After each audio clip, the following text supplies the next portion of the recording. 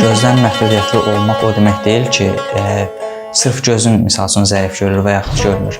Amma beyni funksiyalarının yerindədir, əqli düşüncənin yerindədir.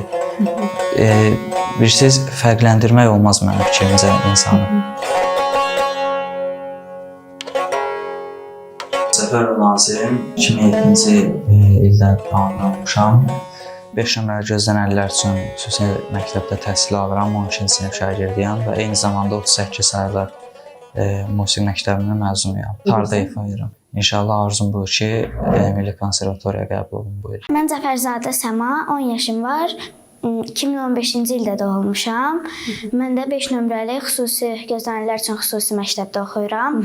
Eyni zamanda 38 nömrəli musiqi məktəbində pianino dərsi alıram. Uşaqlıqdan elə həvəsim var idi mənim. Bizi orada gəldilər, yoxladılar musiqi məktəbi. Gördülər ki, musiqi duyumumuz, ritm anlayışımız falan var. Ondan sonra siniflərə böldülər ki, kim hansı aləti istəyirsə orada elə bir ki, komissiya kimi qeyd olunurdu. 7 yaşım var idi. Baxırdım, elə hamı piano çalırdı bəziləri, hamının pianoya həvəsi var idi. Məndə də uşaqlıqdan var idi. İlk dəfə 38 nömrəli musiqi məktəbində pianist Nigar müəllimə mənə pianonu sevdirdi. İndi də pianoda 4-cü sinifdə oxuyuram. Və ilk dəfə piano nə vaxt ifa eləmisən? Neçə yaşın var idi onda? Onda 7 yaşım var idi. İlk dəfə piano ifa eləyəndə nə hiss elədin? Gələcəkdə özünü necə gördün? Gələcəkdə fikirləşdim ki, dünyanın ən yaxşı pianistləri yerinə girəcəm yəni.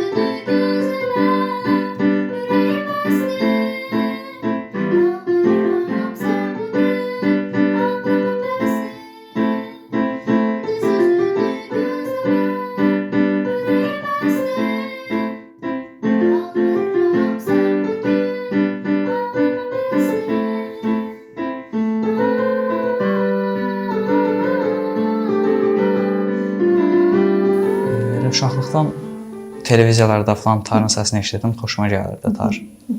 Müəllimim də Ramiz Məmmədov sağ olsun mənə tarın sirlərini yiyələndirdi, mənə tar alətini sevdirdi. Direktorumuz Əsad müəllim, özü də ixtisası tar müəllimi olubdu. Bir növ müəllim obrazını mən müəllimlərdən öyrəndim. İndi isə hazırlayılır, sağ olsun Ramiz müəllim deyir, inşallah qəbul olunur Milli Konservatoriyaya. Ən çox ifa eləməyi sevdiyin musiqi hansıdır? Muğamlarımızı sevirəm. Xüsusi olaraq bəstəndə Səma, sən yəqin ki, xarici bəstəkarlar daha çox ifa eləməyi sevirsən. Bəli, biraz elədir. Həm məktəb, həm də musiqi. Çətin deyil sizin üçün? Çatdırmaq biraz çətindir, amma öyrəşmişəm mən artıq 12 ildir. Sənin bu yolda ilhamlandıran əsas şey nədir? Bir gün cəmiyyətdə özümə yaxşı yer tutmaq. Mən də yəni yaxşı yer tutmaq istəyirəm, elə. Mükafatlarınız da var, yaxşı yerlər də tutmusunuz indiyə qədər müxtəlif müsabiqələrdə. O müsabiqələrə hazırlaşmaq necə olur? Evdə heç bir-birinizlə məşq edirsiniz? Hələ ki, yaşdan və təcrübədən dolayı hələ ki, eləmirik o qədər də. Amma belə mən dinləyirəm Səmanın ifalarına, baxıram, necə düzgün çalır, yoxsa necə, yəni qulaq asıram. Bəyənirsən sən Səmanın ifaları? Yaşına görə yaxşıdır. Bəs Səma, sən qardaşın sənə dediyi fikirlərlə razılaşırsan? Bəli. Sən qardaşın ifalarını bəyənirsən bəs? Bəli, bəyənirəm. Arada otururam. O tar çalanda mən də pianodan onun muğamlarına müşahidə edirəm. Evdə bu məşq prosesi necə gedir? Bütün gün məktəb, musiqi məktəbi, sonra evə gəlirsiniz və məşq edirsiniz. Gündə ümumiyyətlə necə saat musiqiyə vaxt ayırırsınız? Məktəbdə olanda hardasa 2 saat. İndi evə gələndə adam yorğun olur, uzaqbaşı 1 saat. Bəs sən Səma? Məndə məktəbdə 1 saat yarım, evdə də elə 1 saat. Siz dedik ki, müəyyən müsabiqələrdə də yer tutmusunuz. Səhnəyə çıxanda nə hiss edirsiniz? Nə fikirləşirsiniz? İstərsəniz adam həyəcan keçirir uşaqlıqdan bəri, amma indi öyrəşmişəm demək olar ki. Səma, sən daha həyəcanlı olarsan yəqin ki. Mən ilk dəfə səhnəyə çıxanda həyəcanlıydım. Sonra çox səhnələrə çıxdım, sonra həyəcanım keçdi. Belə bir söz var ki, sənət adamları alqış ruhlandırır. Sizdə necədir o tamaşaçıların reaksiyalarını bəyənirsiniz? Bəli, istər-istəməz belə adamın xoşuna gəlir. Görmə məhdudiyyətiniz var hər ikinizin. Amma bu sizin nə musiqi, nə də məktəbə olan sevginizi belə deyək ki, qarşısına ala bilməlidir. Məsəl üçün biz baxırıq ki, görmə məhdudiyyəti insanlar var, uşaqlar var, amma onlar cəmiyyətdən bir növ təcrid olunurlar. Sizin onlara demək istədiyiniz nəsə varmı? Bu əsasən valideynlərin fikridir. Bu ümumiyyətlə səhv düşüncədir. Gözdən məhdudiyyətli olmaq o demək deyil ki, sırf gözün misal üçün zəif görür və yaxud görmür. Amma beyni funksiyalarının yerindədir, əqli düşüncənin yerindədir. Birsiz fərqləndirmək olmaz mənim fikrimcə insanı. Əsasən də Bakı ətrafı rayonlarda görürsüz ki, heç təhsilə belə cəlb olunmur bu tip uşaqlar. Və bu onların sosiallaşmasında çox mənfi rol oynayır. Bəs sən Səma necə fikirləşirsən? Mənim fikrimcə, yəni onların bir tək gözləri zəif görsə belə, bu onların təhsil almasını əngəlləmir. Onlar gözləri zəif görsə belə oxuya bilərlər. Yəni biz də brailca oxuyuruq, təhsilimizə davam edirik. Nə demək istəyirsən o uşaqlara? Demək istəyirəm ki, yəni onlar da təhsil alsınlar, bizim kimi onlar da musiqiyə həvəsli olsunlar onlar. Buranın əlifbasında oxuyursunuz. Belə deyirsən. Çətin deyil, yəni necə öyrəndiniz ümumiyyətlə bunu? Birinci sinifdə bizə barmaq hissiyatı olmalıdır, əl hissiyatı. Bir də görürsünüz ki, bəzi şagirdlərdə çox vaxtı olur, görməməkdir. Bir də görürsünüz ki, olmur. Onlar uşaqlıqdan müəllimlər xüsusi avadanlıqlar var, onları uşaqlara öyrədirlər ki, əllərini hiss etsinlər, əl hissiyatlarını inkişaf elətdirsinlər. Hardasa 1 il qədər əlifba öyrənilir nöqtələrlə. Ondan sonra artıq uşaqlar özü sərbəst yazıb oxumağa başlayırlar. Ona görə bizim məktəb həm də 12 illikdir. Necə ki, digər məktəblərdə məktəbə qədər hazırlıq var. Bu da bizim məktəbdə 1-ci sinif əhatə eləyir. Sizin üçün çətin olmadı bu əlifbanı öyrənmək? Yox, mən rahat öyrəndim. Mən də rahat öyrəndim. Yəni 1 il yarıma öyrənmişdim, yarım ilə yəni. Məktəbdəki dərslər necədir? Bəs hansı dərsləri sevirsiniz? Hansılar daha yaxşıdır? Düzdür, kitablar artıq çox sağ olsunlar ki, nəşriyyat çap eləyir digər bədii kitablarda. Belə təxminən əsasən mən səsli kitaba qulaq asmağı sevirəm oxumaqdan çox. Çünki o daha rahatdır. Məktəbdə isə bizə xarici dil olaraq alman dildə tədris olunur. Alman dilini daha çox sevirəm. Bəs sən Səma? Mən riyaziyyatı çox sevirəm. Yəni ikinci ən sevdiyim fəndir. Birinci ən sevdiyim fən isə alman dilidir. Mən də alman dilini çox sevirəm, oxuyuram. Evdə məşq edirsiniz, bəs alman dilində çox danışırsınız bir-birinizlə? Təəssüf ki, yox. Yenə yaş fərqi. Başqa məktəbdə və yaxud ki, musiqi məktəbinin özündə siz indi sırf gözlənənlər üçün məktəblərə gedirsiniz. Amma yenə də bir maneə ilə falan rastlaşırsınızmı? Hələ ki, tam bizə elə bir şey öyrəşməyiblər cəmiyyət. Adi avtobusda belə baxışlar, necə deyim, düşüncələr. Bilmirəm, bəlkə də yaxşı fikirləşirlər, bunu bilə bilməliyik. Amma hələ ki, tam sosiallaşmağa öyrəşməyiblər. Amma bu uğurda addımlar görürəm ki, xeyli dəstəklənir. Bəzən universitetdəki tələbələrlə bizim uşaqların sosiallaşması üçün görürsünüz, bizi ekskursiyaya aparırlar, məsəl üçün ADA universitetinə. Sinif yoldaşlarınızla münasibətləriniz necədir? Onlar həm məktəb, həm də ümumiyyətlə musiqi və digər sahələrə maraq eləyən varmı? Əksəriyyəti hər kəs demək olar ki, musiqiyə maraq olur, amma oxuyanlar da çoxdur. Bəs gələcək arzularınız nələrdir? Mən tarix sahəsində tarix alsanda uğur qazanmaq istəyirəm. Tarix müəllimi olaraq təzədən oxuduğum musiqi məktəbinə müəllim olaraq geri dönüş etmək istəyirəm. Belə bir fikir var ki, Qarabağlıların musiqi duyumu, musiqiyə sevgisi tam fərqli olur. Mən bir növ sizlə bir yerdə yenidən şahid olmam. Heç arzunuz varmı ki, gedib Cəbrayılda yenidən ifa eləmək musiqilərimizi, orada yaşatmaq? Mən ali təhsilimi burada başa vururum. Necə deyim, müəllim adını aldıqdan sonra imtahan verib Qarabağ zonasında, öz kəndimizdə, öz rayonumuzda işləmək istəyərdim.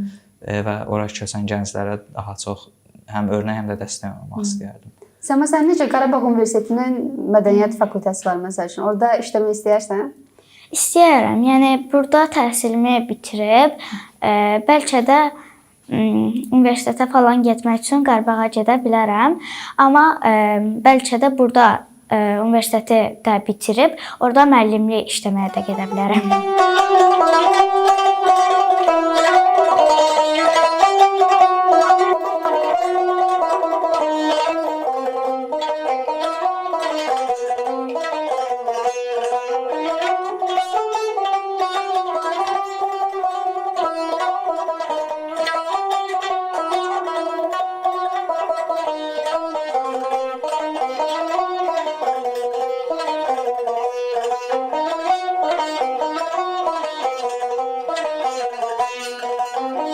Sevgilim seyre çıkak, burada gelik baharım.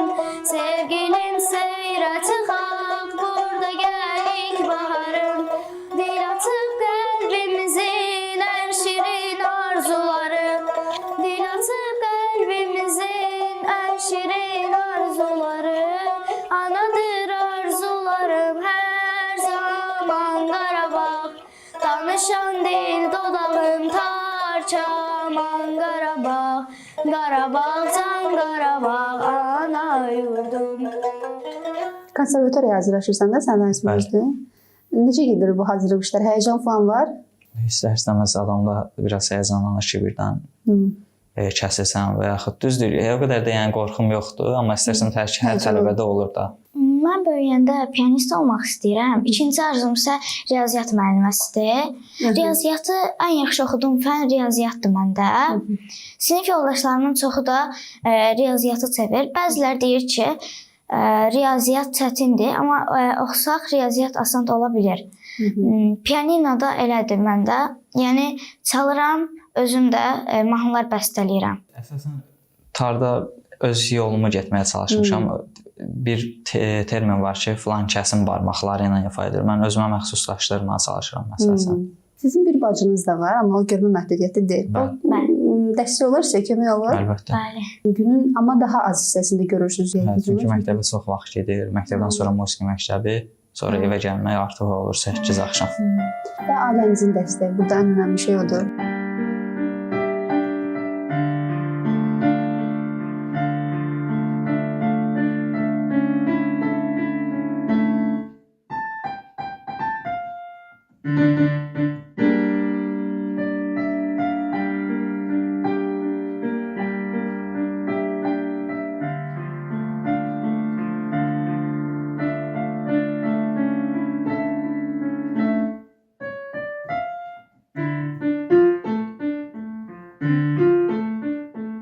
Əslində birinci mən Nazirə heç məktəbə qoymaq istəmirdim. Xanım məndən xəlbət gedib yazdırmış. Mən ümumiyyətcə elə bildim ki, bunlar üçün məktəb yoxdur. Olmaz da. Bütün onlarda zətdə baxardı falan belə gördük ki, bunlar belə təcrid olunmuş insanlar kimidir. Amma məktəbə qoyandan sonra son 1-2 ay demək olar hər gün gedib gəlirdim, baxırdım gündə neçə dəfə gəlirdim. Siz birinci dəfə də gözdən əraq qoyurdum uşaqlarına kimi. Amma bir neçə ildən sonra baxdım ki, həqiqətən də bu uşaqlara təhsil vermək lazımıymış. Bunlar cəmiyyətdən təcrid etmək lazım deyilmiş. Bir neçə ildən sonra Nazim gəldi dedi ki, ata bəs mən tara yazılmışam. Böyəcə tar təhsil alır tardan daha doğrusu. Mən bilmirdim bu tardan təhsil alır. Baxdım ki, hə, bunda istedad var. Müəllimlə yaxınlaşdıq, müəllim bizi çağırdı, dedi ki, bəs belə bunlarda ümumiyyətlə musiqi mücüzdə olur bu uşaqlarda. Bu uşağa sənət lazımdır, gələcəyi. Çünki bunların incəsənətə daha da marağı çox olur. Baxdıq ki, Nazimcə incəsənətə marağı çoxdur. Başladıq bunun təhsili ilə məşğul olmağa. Deməli, belə bir məsələ var da, biz biraz Bakı ətrafı kənddə qaldığımız üçün bizə biraz çətindir. Avtobusla aparıb gətirmək. Əvvəl bir uşaq idi. Təəssüflər olsun ki, indi 2 uşaq eyni məktəbdə oxuyur. Aparıb gətirmək biraz çətindir bizim üçün. Həm tarı, həm sumkaları. Birdən görürsünüz ki, avtobuslarda görürsünüz də Bakıda indi bu satalacada tıxacdan tıxac məsələsi biraz çətindir. Düzdür, mən indi müəyyən bir müddətlər aparıb gətirirəm bir ata kimi, amma sən evin bir böyük olduğu kimi işləmək də lazımdır. Mən iş nəzarətlə məşğul olduğum üçün indi xanımım aparır gətirir, əziyyəti daha çox çəkir. İstərdim özü desin, necə əziyyət çəkdiyimizi. Çətin olsa da, amma yəni nə əziyyət olur olsun, yəni uşaqlarım üçün eləməyə hazıram da. Necə deyim, əziyyətə qatlaşıram ki, inşallah öz gələcəklərini qursunlar. Yəni buna görə də peşman deyiləm. Nə qədər də canımda can var, aparıb gətirəcəm inşallah. Övladlarınızın gələcəyini siz bəs harda görürsünüz? Mən Nazimə arxayınam, çünki Səmaya da arxayınam. Çünki bunlarda tam başqadır, istedad tam başqadır. Bax, elə bir şeylər var ki, mən onu bilmirəm, bunlar bilir. Çünki bunlar elə bilirsən ki, necə deyirlər, duyum inkişafı güclüdür. Müəyyən bir xəbərlərdən mən bir şey eşidən ki, Nazim onu mənə ondan qabaq deyir ki, bu belədir, bu belədir. Yəni bunlar elə bilirsiniz ki, tez çıxırlar cəmiyyətə. Başa düşürsünüz necə? TikTok platformasından mı deyim, Facebookdan mı deyim, xəbərlərdən mi deyim, nədən deyirsən, futboldan deyim. Bunlar elə bilirsiniz ki, qabağı daha tez görmək istəyirlər, daha tez görürlər. Bax, indi bizim bir problemimiz var. Qobu qəsəbəsində qalırıq da. Məktəblə bizim kəndin məsafəsi 24-25 kilometrdir da indi. Deməli, bir dəfə səhər-səhər bunların dərsi 8-də başladığı üçün tezdən bunları saat 6-da 7-də durub hazırlaşdırırıq. 8-də aparıb məktəbə qoyuruq, 9-un yarısı dərs başlayır. Qayıdırıq bir də evə. Çünki bunların saat 4-5 radələrində dərslər belə bir məktəbi saat 3-ə qədər oxuyurlar. 3-dən sonra qrup vaxtı olur da deməkdir. Yəni valideyn kimi orada da təhsillərini, ev tapşırıqlarını elətdirirlər. Bəzi hallarda 4-də falan götürürəm, o da bəzən, amma çox vaxtı 6-ya qalır. 6-dan da sonra evə gəlincə 8 olur. Yəni Səma inarsız yolda elə olur ki, yatır, axşam yeməyini yeyə bilmir. Bəzən elə olur ki, gəlir yatılı gəlir, elə də yatır, bir də sabah tezdən durur. Durquzuruq durmur da, çünki yollar birdən yol. Gedib gəlmək gündə 2 dəfə elə bir qoyub qayıdıb, bir də təzən gedib 5-də götürüb gəlmək 130 kilometr gündə biz yol qət edirik. Bu da özünüz bilirsiniz, bizim Bakıda tıxaclar yəni falan. 2 saat səhər-səhər eyni vaxtda tıxaca düşürsən 2 saat qaydanda, birdən elə olur ki, saat 8-9-a işləmir, 8-ə qalmış gəlib çatırıq. Mən sosial şəbəkədə axtarırdım ki, yəni belə bir məktəb eşitmişdim var. Birinci normal məktəblərə apardım, götürmədilər. Dedilər ki, çox zəif deyəndə, yəni 1% da deyil də görmələri. Ona görə dedilər belə bir məktəb var. Oranı tapdım. Yoldaşım əslində istəmirdi bir ara. Elə fikirləşirdi ki, ora gedirsə oxumayacaq da, sadəcə elə aparıb elə bir qoyub gəlirik, elə düşünürdü. Amma orada görəndə ki, musiqi ilə məşğul olurlar. Çoxu məsələn konservatoriyaya qəbul olub. Ona görə də razılaşdı. Elə hardasa 1 il ağladıq yollarda uşaqların. Yəni əsasında Nazimi 1-ci sinifə qoyanda çətin oldu, çox çətin idi. Amma dözdüm. 1 ildən sonra gördüm ki, yaxşı ki qoymuşam. Çünki bəzi uşaqları gördüm, evdə qalan uşaqlar var idi da, yəni təhsil almayan. Onları görəndə deyirdim ki, şükür ki, yəni heç bir şeydən əl çəkmədim də, yəni düşdüm dalına ki, yəni inşallah ki, axıra kimi gedər. Övladlarınıza həmişə dəstək göstərmisiniz. 18 ildir ki, artıq Nazimin təhsilinə maraqlanırsınız, eyni zamanda 10 ildir Səmağam. Bəs sizə bu mənəvi dəstək verən var mı? Yaxınlarınızdan, qohumlarınızdan sizi hər ilhamlandıran? Ancaq bir-birinizə? Bir-birinizə dəstək elə. Üçüncü üzr istəyirəm, övladımız dünyaya gələndə əslində biz bilmirdik ki, bu da eyni xəstəliyin daşıyıcısıdır. Biz o qədər ağladıq ki, onu biləndə, çünki bəlkə də bir 3 gündə qəbul eləyə bilmirdik də. Amma sonra gördük ki, həqiqətlə barışmaq lazımdır. Şükürlər olsun, Allaha şükür ki, özünü aparır, özü gətirir, özün. Yəni bir yeri bir yer gedəndə bir dəfə əzbər bilir, ikinci yeri yəni təkrarsız gedib gələ bilirdi. Amma bunlarda hissiyyat güclüdür. Çünki bunların musiqi savadı, bunların suluqları, bunların hissiyatları bizdən qat-qat yüksəkdir. Bəzən biz elə olur ki, bir şey gedir, ikinci şeyi təkrarlaya bilmirik ikinci dəfə. Mən deyək ki, bir şeyi götürmək istəyirəm, qoyuram filan yerə, ikinci dəfə gəlib onu tapamıram, yadımdan çıxıram. O məndən qabaq bilir ki, filan yerə qoymuşdum, ged oradadır.